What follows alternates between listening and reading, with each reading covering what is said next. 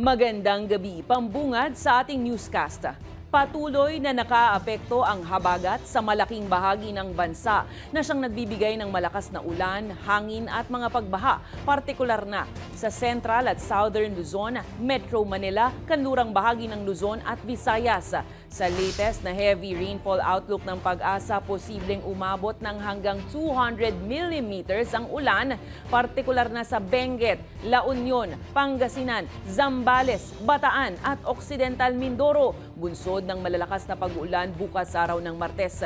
Uulanin pa rin ng Metro Manila, Ilocos Sur, Abra, Tarlac, Pampanga, Bulacan, gayon din ng Nueva Ecija, Cavite, Laguna, Batangas, Rizal, Oriental Mindoro at maging Antique. Habang may mga kalat-kalat ding pag-uulan sa Palawan, nalalabing bahagi ng Western Visayas at Negros Island Region.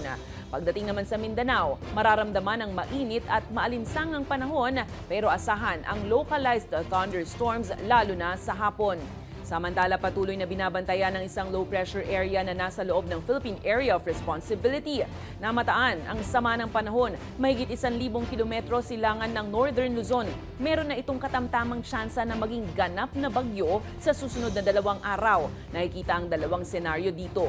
Una, posibleng maging bahagi ito ng monsoon trough o yung dinaraanan o buntot ng hanging habagat.